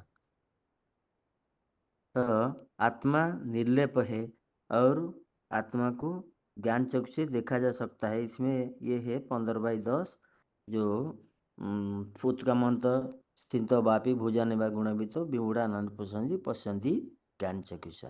तो 8 में है 15/8 में जो संस्कार के लिए बोला है, जो षड्जत अवापन जतकांति उत्कांत ईश्वर गृहित इत्यादि संजाति वायु गंधा है आशयत। तो आत्मा त्रिगुणमयी है, तो इसलिए पुरुष प्रकृति भुक्ति प्रकृति गुण कारण संग अस सत असुनि जोनिषु। तो ये आत्मा का जो ज्ञान से मन के लिए बोला, चंचल मन कृष्ण प्रमादि बड़ दृढ़ तस्य निग्रह मैंने वायु दुष्करण। बुद्धि के लिए बोला, इंद्रियाणी पराण्य इंद्रिया भी पराम न मनस्तु पराबुद्धि सबुद्धि परस्ता सह। और आत्मा के जो आत्मा को तो मैंने ऊपर उठाने के लिए उद्धरते आत्मनात्म आत्म अवसाद आत्मा आत्मबद्ध आध्यात्म रिपु आत्मा। और आत्मा को जो शत्रु को लिए बोला, बंधु आत्म आतंत से जन आत्म आत्म जीते आत्मा भी शत्रुवत, क्या भूल गया उसको, बंधु आत्म आतंत से जन आत्म आत्म जीते आत्मा भी शत्रुवत, क्या भूल गया है उसको, याद नहीं आता है। और ठीक है, आत्मा आगे। की जो आज ये जो आत्मा के पाप धुल जाता है आत्मा, इसलिए बोला तद्भुत तदात्मन तत्निष्ठा तत्परायण गच्छन्ति अपनरावृत्त ज्ञान निर्दुध कमसा। तो 4/10 में बोला है वितराग भय क्रोध मनमा उपासित बहु ज्ञान तपस्या पूता आगता।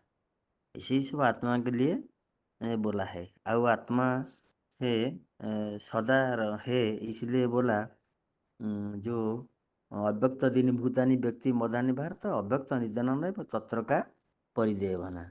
ऐसे भी आत्मा के लिए आत्मा अविनाशी है। इस तो नयन छंदी शस्त्र नयन दहती पावक न चन कृदय न शोषय न कृदय आप न शोषयते मारुत। आत्मा के लिए ये सब बात आया है। ठीक। ओम शांति। ओम शांति। आगे फोन अनम्यूट है। शांति। Roll number 2576। हाँ जी।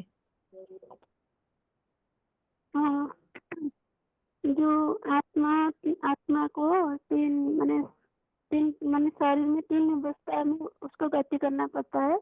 जैसे 2 के 13 में बोला है लेकिन यथा देह कुमारो यौवन जरा तथा जहांतर प्राप्ति वीरो तत्वनम भवति।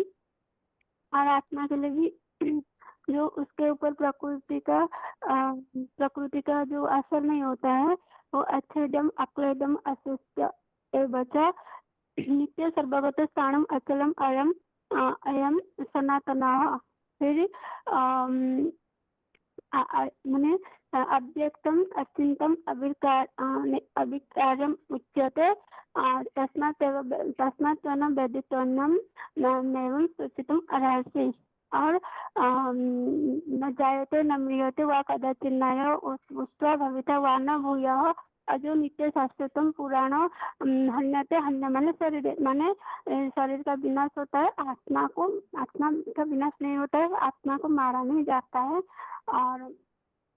और भी ये जो आत्मा का ज्ञान के ऊपर ये आत्मा के ज्ञान माने आत्मा की स्थिति का धारण करने से ही हम बहुत मान भय से रक्षा पा जाते हैं। इसके लिए मैंने 2:40 है न्यायाधिक्रम नास्ति प्रत्यभावना विद्यते स्वल्पम त्यक्त्वा धर्मस्य त्रायते महत्व भयात्। और ये जो आत्मा के ज्ञान से हमारा क्या अज्ञान अंधकार दूर हो जाता है।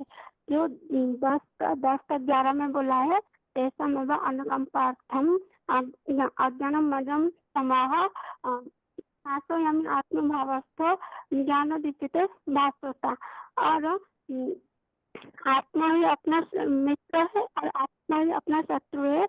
जैसे उदरत आत्मनम न आत्मनम भवसादयते आत्मन वही मानो बंधु आत्मन वही रिपुरात्मनः। और कैसे होता है आत्मा शत्रु कैसे होता है और अपना मित्र कैसे होता है। इसके लिए थे है बंधुर आत्मन तस्य यन आत्मा एव जितः अनात्मनस्तु शत्रुत्य व्यक्तस्य आत्मा एव शत्रुवत्। माने आत्मिक स्थिति का धारण करने से आत्मा अपना मित्र बनता है। और जो देहवान होते हैं आत्मा को पहचान न करके देहवान होते हैं, देहवान में रहते हैं तो वो आत्मा न जाता है। और दो का जो अर्थ है अजम अभय नहीं हाँ अजम अभयम कथम च पुरुष पार्थ घातयति संतिकम। ये आत्मा क्या है ना नित्य है, अजन्म रहित है और अक्षय भी है और अविनाशी है। और इसको कोई नहीं मारता। माने ये किसको नहीं मारता माने ये किसके द्वारा मरवाता नहीं भी है। इतना दीदी और भी पहले बता दीजिए। और ये थोड़ा था ठीक है अभी आगे कोर्स रेडी करके रखिए आप। ठीक है हाँ जी ओम शांति। आगे फोन अनम्यूट है किसी का?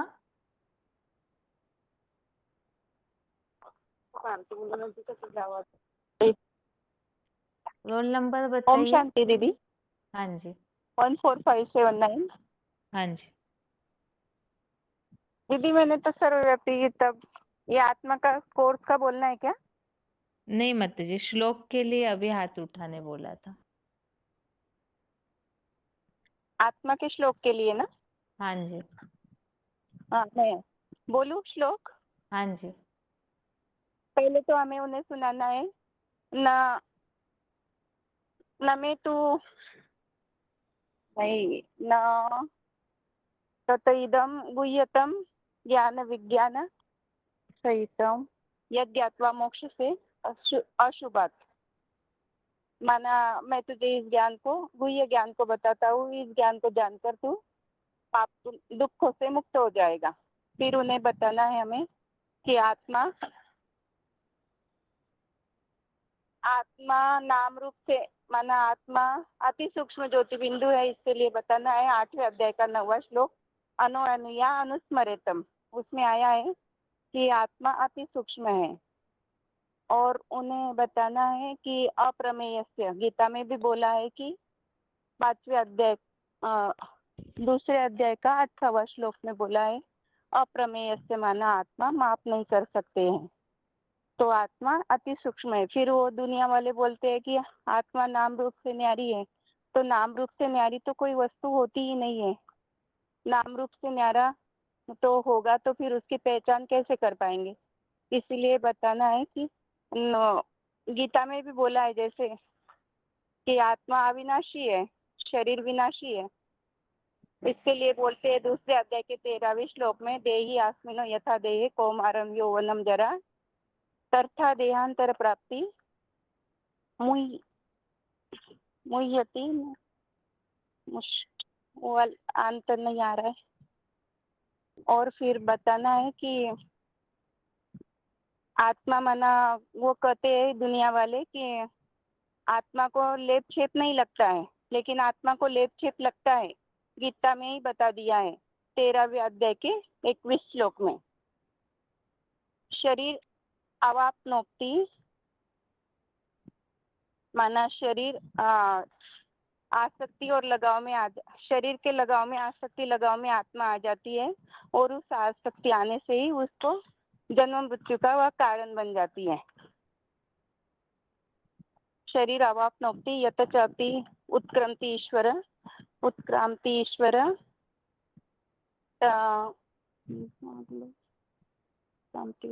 ईश्वर थोड़ा थोड़ा भूल जाती हूँ दीदी, अच्छे से याद करूंगा अगली बार दीदी। ठीक, आगे फोन ऑप्शन अनम्यूट है किसी का?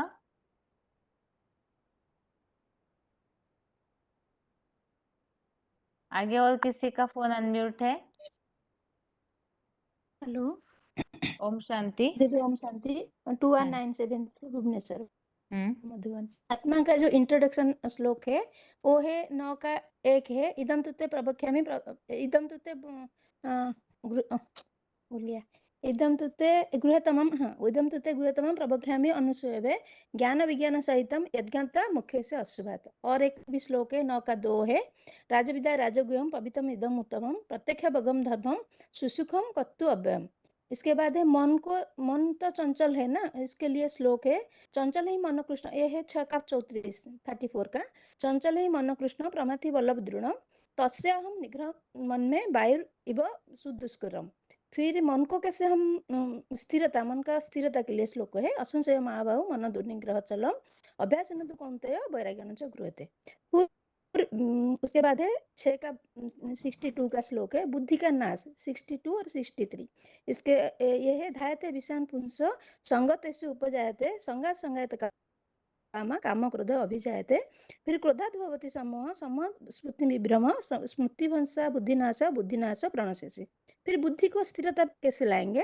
फिर ये 3 का 42 का श्लोक है इंद्रियाणि परान्य इंद्रिय पे परमन मानसस्तु पर बुद्धि ये परसस्तु स।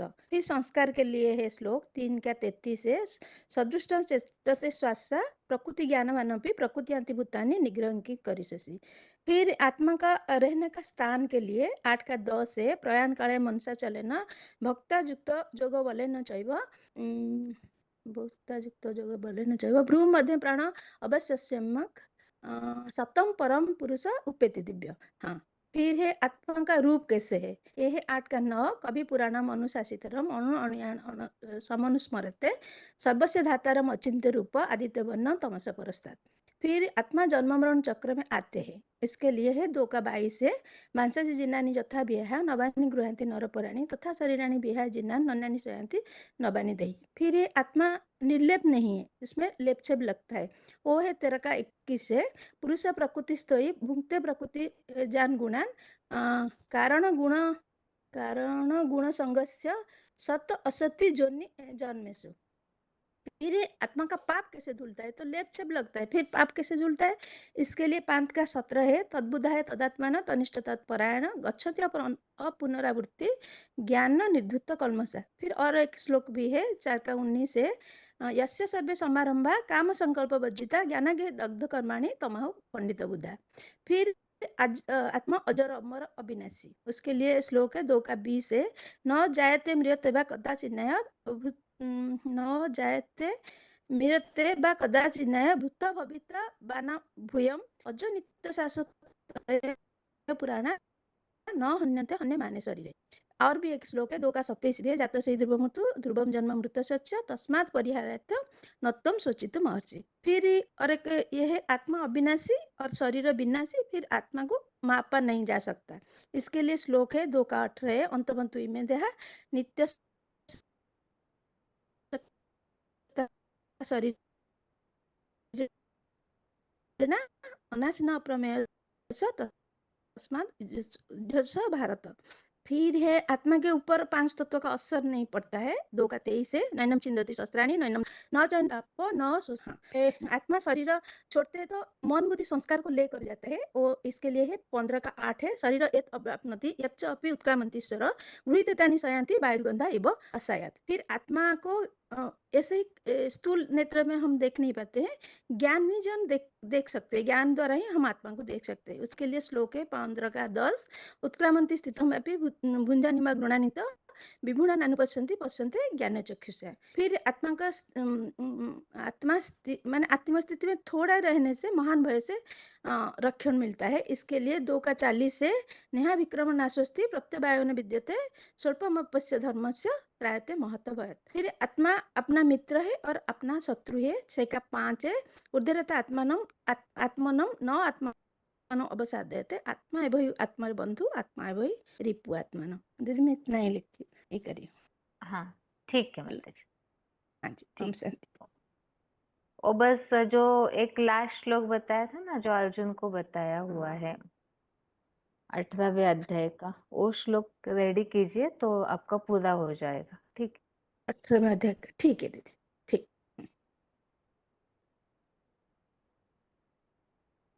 अभी टाइम पूरा हो रहा है, बाकी लोग जरूर रेडी करते रहिए।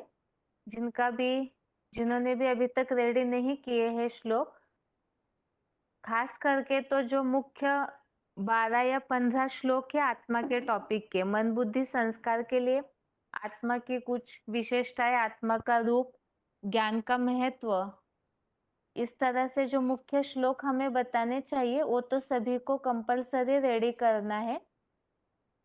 हाथ तो वैसे आज बहुत ही कम उठे हुए हैं, शायद बहुतों की तैयारी नहीं हुई है, तो ये तैयारी जरूर करके रखिए, क्योंकि मेन तो गीता के आधार से आत्मा का टॉपिक समझाना तो हमें सभी को आना ही चाहिए। इसलिए जिन्होंने भी श्लोक रेडी नहीं किए हैं, रेडी करते रहिए, क्योंकि हर क्लास में श्लोक जरूर सुने जाएंगे। और अभी सर्वव्यापी का टॉपिक जैसे कंप्लीट हो चुका है, मुख्य जो सर्वव्यापी का टॉपिक है वो, और आगे इसी प्रश्न का जो अगला भाग है, सर्वव्यापी नहीं है तो एक व्यापी कहाँ है, ये शुरू हो जाएगा अभी अगले हफ्ते। और थोड़ा सा एक टॉपिक बाकी है इसी का ही, जो बचे हुए स्लाइड से, बाकी उसके अगले हफ्ते से एक नया टॉपिक शुरू होगा। तो सर्वव्यापी नहीं है भगवान, इस संबंधित हमने जो भी बातें समझी है आपको उसे संक्षेप में रेडी करना है। अभी ये बात हमेशा ऐसे होता है कि जो भी स्लाइड में दिया हुआ मैटर है, पॉइंट्स है, तो वो पॉइंट्स जो है जिस भाव से दिए हैं उसका भाव जरूर समझने का प्रयास कीजिए। कई बार पॉइंट्स में और बातें भी हो जाती है, क्योंकि बाबा का जैसे क्लैरिफिकेशन रहता है उस हिसाब से वो पॉइंट डाले जाते हैं, लेकिन उसमें भी हमें मुख्य बात उठानी चाहिए। कल के टॉपिक को ही एक बार संक्षेप में रिवाइज करते हैं, जिससे कि मुख्य बातें हमें क्या समझ में आने, बुद्धि में रखनी है, वो जरूर सभी को पता होना चाहिए, क्योंकि अनेक बातों का विस्तार होने से जो मुख्य बात हमें लोगों को प्रूफ के तौर पे देनी चाहिए वो हम नहीं दे पाएंगे। कल का टॉपिक खास इस बात के लिए था, भगवान सर्वव्यापी नहीं है, तो फिर भगवान को सर्वव्यापी मानने से इस दुनिया का क्या नुकसान हो रहा है, मानव जाति का क्या नुकसान हो रहा है। तो नुकसान कल के क्लास में हमने समझा है। क्या नुकसान हुआ है? सबसे पहली बात, भगवान को सर्वव्यापी मानना ये सबसे बड़ी भूल है, और उस भूल से क्या नुकसान हुआ है? ये सर्वव्यापी मानना ये आसुरी मत है, सबसे बड़ा झूठ है, जिससे कनिष्ठ बन जाते हैं। सर्वव्यापी मानने से दुर्दशा हो जाती है, दुर्गति हो जाती है। अब दुर्गति होती है, दुर्दशा हो जाती है, नीचे गिरते हैं, इन सब का प्रूफ क्या है? तो उसके लिए हमने श्लोक समझा था, अश्रद्धाना पुरुषा धर्मस्यास्य परंतप, 9वें अध्याय का 3रा श्लोक। इस श्लोक में जो उल्लेख आया हुआ है कि जो इस ज्ञान के प्रति श्रद्धा भावना नहीं रखते हैं, वो फिर जिस तरह से गति प्राप्त होनी चाहिए वो नहीं होती, तो अधोगति में जाते हैं। अधोगति अर्थात द्वापर युग से आते हैं। एक्स्ट्रा क्लैरिफिकेशन हो गया। मुख्य बात इतनी ही बुद्धि में रखनी है, भगवान को सर्वव्यापी मानने के कारण दुर्गति हुई, दुर्दशा हो जाती है, आसुरी मत के कारण पतन हो जाता है, अधोगति हो जाती है। इसका प्रूफ क्या दे सकते हैं, इसके लिए ही 9वें अध्याय का 3रा श्लोक प्रूफ के लिए बताया। अगली बात हमने समझी है, सर्वव्यापी मानने से अगला नुकसान क्या है, अधर्म फैल जाता है। अब इसका क्लैरिफिकेशन क्या देंगे हम। धर्म माना मन को एक जगह टिकाना, वही है धर्म अर्थात धारणा। तो मन एक जगह टिका हुआ है तो धर्म है, धारणाएं एक है। और अगर मन अनेक जगह भटकता है तो वो अधर्म कहा जाएगा। अनेक जगह अनेक इच्छाओं जिज्ञासाओं के नियंत्रण में जाए तो अधर्म है। तो यहाँ हम ये बात मूल रूप से समझ रहे हैं, सर्वव्यापी मानना ये अधर्म है। अधर्म क्यों? क्योंकि सर्वव्यापी मानने से बुद्धि भ्रमित होती है, अनेक जगह पे भटकते हैं, क्योंकि सब में है तो सब जगह भटकेंगे। तो दूसरा नुकसान हुआ, अधर्म फैल जाता है। तीसरा नुकसान क्या हुआ, अधर्म फैलने से जब मन बुद्धि का बिखराव हो गया, बढ़ गया, अधर्म फैल गया, तो इसके कारण अनेक धर्म भी हो गए और अनेक धर्मों में अनेक भगवान माने गए। जैसे मुस्लिमों के लिए बताया, जरे जरे में है वो भी समझने लगे, हिंदू भी ये बात मानते, हर धर्म वाले अपना अलग भगवान मानने लगे और अलग अलग श्रद्धा था स्थान जो बनाया। इसके कारण क्या हुआ नुकसान, अधर्म फैलने के कारण धर्मों के बीच में संघर्ष, जातिवाद, मतभेद, हिंसाचार, भ्रष्टाचार। तो सर्वव्यापी मानने का ये दूसरा नुकसान अधर्म फैलना, और अधर्म से ही जुड़ा हुआ नुकसान है अनेक मत मतांतरों के कारण हिंसाचार, व्यभिचार, भ्रष्टाचार। अब बुद्धि का बिखराव हो गया। तीसरी बात है, अधर्म फैल गया, अनेक जगह मन बढ़ गया, तो बुद्धि का बिखराव हुआ, तो इसके कारण से बुद्धि की जो शक्ति है वो क्षीण हो जाती है, कमजोर हो जाती है बुद्धि। इसका प्रूफ क्या है, इसका प्रूफ है आज पैसा बहुतों के पास है, बहुतों के पास जनबल भी बहुत होता है, जैसे बड़े बड़े नेताएं हैं, वैज्ञानिक है, बहुत लोग प्रभावित होते हैं इनसे। लेकिन बुद्धि क्षीण होने के कारण, बुद्धि का बैंक बैलेंस न होने के कारण जो शांति या सुख की अंदरूनी अनुभूति होनी चाहिए वो नहीं हो रही है।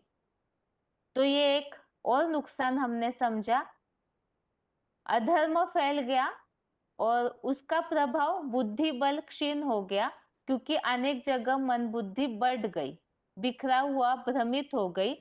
तो क्षीण होने का नुकसान हमने समझा, तनबल है, जनबल भी है, लेकिन बुद्धि न होने के कारण, निर्णय क्षमता कम होने के कारण आज दुखी अशांति है सारे लोग। और इसके कारण से ही सर्वव्यापी भगवान को मानना ये सबसे बड़ी दुब्बड़ या दलदल मानी गई है। तो इस तरह से कल के क्लास में मुख्य बातें हमने समझी, भगवान को सर्वव्यापी मानने से क्या नुकसान है। पॉइंट्स में बहुत सारी बातें हैं, बहुत सारा विस्तार हम इसलिए समझते हैं ताकि बड़े बड़े कोई ऐसे डिस्कस करने वाले लोग आए तो हम उन्हें हर तरीके से कन्विंस कर सके। लेकिन ये मुख्य बातें जरूर याद रखिए, सर्वव्यापी मानने से क्या नुकसान होता है। एक तो दुर्गति, दुर्दशा हो गई, पतन हो गया। इसका प्रूफ 9वें अध्याय का 3रा श्लोक। दूसरी बात हमने समझी, अधर्म फैल गया। तो धर्म और अधर्म के बीच का डिफरेंस, धर्म माना एक जगह टिका हुआ हो। अगर मन एक जगह एक व्यापी भगवान में लगा हुआ है तो एक धारणा में टिकेगा, भटकेगा नहीं, तो पावरफुल बनेगा। एकाग्रता, यही मन पावरफुल बनाने का साधन है। अधर्म फैलना ये सर्वव्यापी मानने का खास नुकसान है। और अधर्म के फैलने का नुकसान क्या है? धर्मों में मतांतरों में संघर्ष, जिसके कारण हिंसाचार, भ्रष्टाचार बढ़ने लगा और कर्मकांड बढ़ने लगे अधर्म के कारण ही। और दूसरी बात हमने समझी, अधर्म के कारण ही बुद्धि का बिखराव हो गया। भगवान को अनेक जगह मानने के कारण बुद्धि का बल क्षीण हो जाता है, जिसके कारण से वैसे देखा जाए तो आज तन बल के लिए अगर माना जाए, लोगों को लगता है हमारे पास तन की शक्ति है, लेकिन ये भी वास्तव में जा चुकी है। कैसे? शुरुआत में जो पुराने 1500 साल पहले के जो लोगों में ताकत थी, आज वास्तव में लोगों में, आज के लोगों में वो ताकत भी नहीं है। तो तन बल भी ना के बराबर है। धन बल भी वैसे देखा जाए, पैसा दिखने में सभी के पास बहुत है, लेकिन उस पैसे का सदुपयोग नहीं कर पा रहे क्योंकि बुद्धि क्षीण हो चुकी है। आस्था टिकी हुई नहीं है, नास्तिकता के कारण पैसा भी सही रीति यूज नहीं कर रहे, जिसका परिणाम विनाश। एटॉमिक विस्फोट या जहां कहीं भी धन यूज हो रहा है वो विनाशकारी रूप में यूज हो रहा है। तो ये सारे नुकसान है भगवान को सर्वव्यापी मानने से। आज इन सब बातों को रिवाइज किया है। अगले हफ्ते के क्लास में इन बातों को जरूर पूछा जाएगा और आपको शॉर्ट में